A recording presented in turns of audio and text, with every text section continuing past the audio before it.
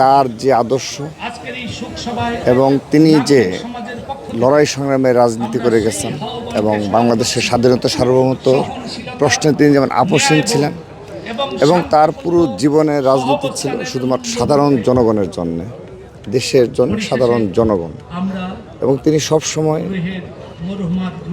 সাধারণ জনগণকে জীবনের ভাগ্য উন্নয়নে তার পুরো জীবন অতিবাহিত করেছেন।